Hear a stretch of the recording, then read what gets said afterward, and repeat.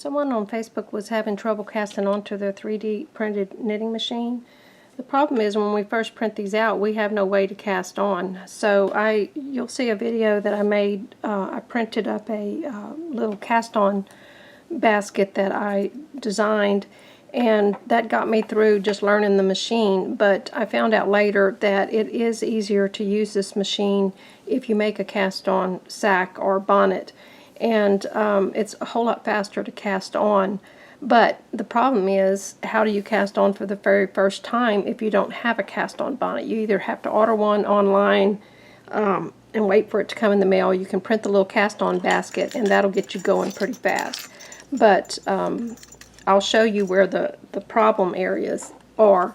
There's so many variables with this machine that could cause problems with the cast-on, especially we're building these ourselves, so we're getting our supplies from different places. I am using the Singer standard gauge main bed knitting machine needles in mine, and they're a little bit taller than the recommended needles. I had tried the Brother ribber needles, which are a little bit shorter, and I found that these gave me perfect stitches all the time. I don't get any tuck stitches. The only time these mess up is when I do something wrong. So I've had really good success. I've made really nice socks with this machine. I've gotten to know it very well. I've also made another one for my daughter-in-law, and it works fine. There is a breaking in period where everything's a little stiff and everything, but that should not prevent you from casting on. So the thing too is this machine really doesn't like stiff yarns like cotton. It doesn't stretch, and as the needles are getting close to the yarn carrier, they have to pull those stitches down, and if they don't stretch at all, then the machine struggles and jams or feels like it's jamming.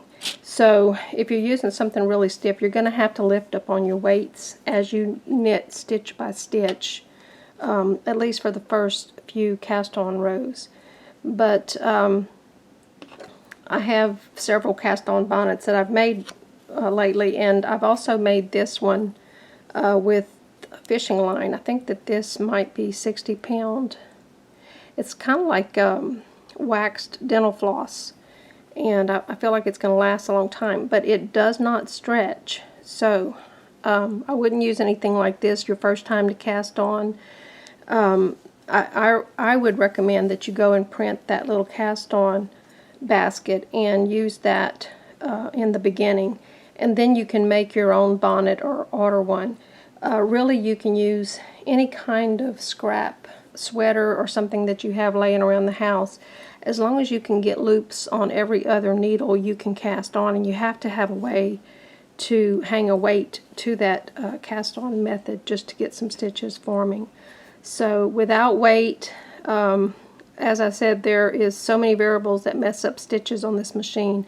My first thing that I usually check is the weight. Then I check, the yarn, if the yarn's too thick for the machine or doesn't have enough stretch or something like that. So, but to begin with, try to use something that stretches pretty well on the needles and that you can put plenty of weight on. So I'm going to go ahead and use this fishing line one because the stitches show up a lot better. So I usually start hanging my loops opposite from me on every other needle. So this is 60 slots, so I have 30 loops, or I should have 30 loops. This is a bonnet I was using on a different machine, so I'm not sure how many loops are on this one. But hang a loop on every other needle.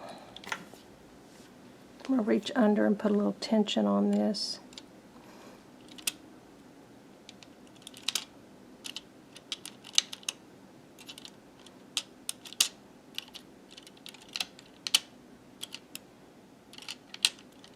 And this gets a little boring to watch, but when you're first learning, I wanted to watch every minute of the videos And sometimes I wish that they would slow down a little bit more, because even though I had used knitting machines since the 80s, this was a whole nother animal. Okay, so I'm just going to get this first needle that has a loop on it ready to grab yarn, and then I'm going to hang a few more of these loops.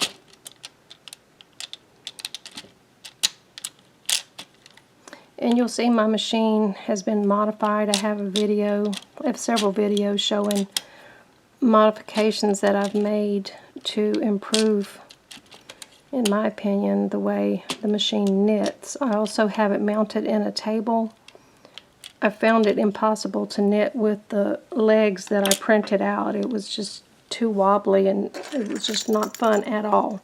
So I'm also using a buckle that I printed from Thingiverse. You can look up, I believe it's, if I have a chance, I'll put the link for this up also. But this has been a lifesaver in hanging my weights to the knitting. So you have to have a way. So I'm going to put the buckle on, and I'm going to just put 1 pound on there to start with. I'm going to go ahead and thread my waste yarn, which is an acrylic, so it shouldn't have any problems knitting this.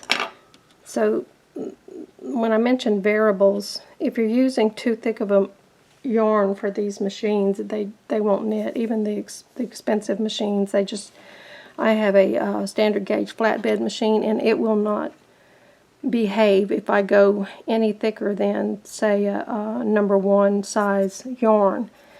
So, okay, I've got my waste yarn threaded in ahead of that needle that's the first one on that loop. So I'm just going to put a little tension on my yarn and knit forward slowly. And I want to make sure that yarn stays above that latch of that first needle. I'm not worried about the rest of the needles right now. The needles that do not have a loop on them, they're going to be wobbly in there, and they may drop down before they get a chance to grab yarn, but that doesn't matter.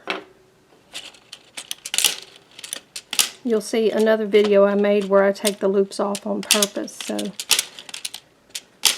And now it seems to be behaving when it usually doesn't, but I'm going to go ahead and hang some more loops here, because now my needles have popped up and I can get them on there. So whatever you're using for your to hang on your loops, it is best for it to stretch a little bit. Alright, so now I'm going to go ahead and hang my other 2 weights. So I have 3 pounds, that's what I knit with, is 3 pounds.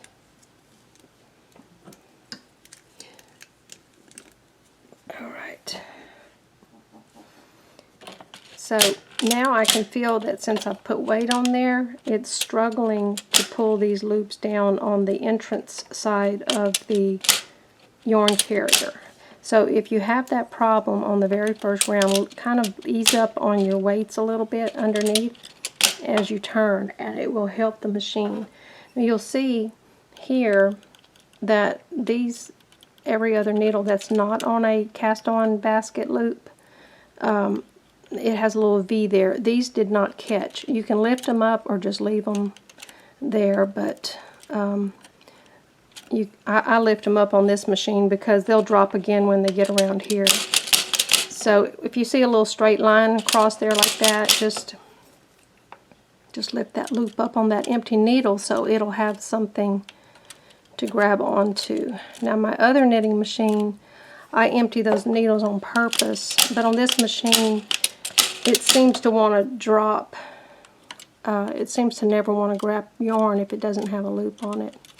Sometimes I only let it grab on the second round, so you'll find different ways that you like to do it once you've learned the initial cast on.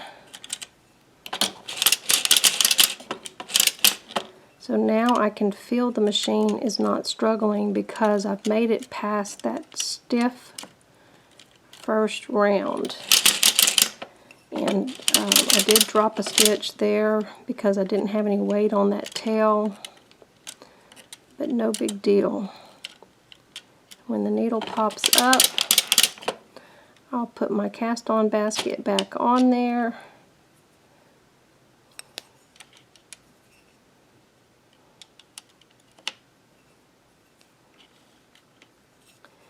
And I'm just going to leave it kind of messy like that. It'll grab the next time, hopefully.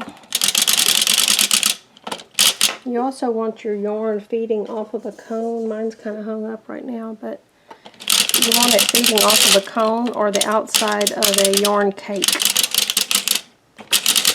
So that needle is not grabbing here, so I'm going to lift up a loop so that it'll grab yarn the next time, and that one also.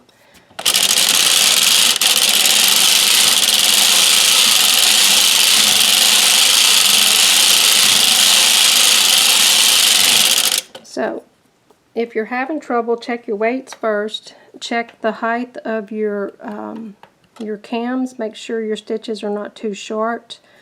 It looks like I have about a 1/4 inch gap right there. I've not measured it in a while. I usually leave it right there. I'm using my knitting machine mass to control my tension. But this machine likes a certain spot, so you should not deviate from too short or too long on this machine. But mine stays in the same place all the time.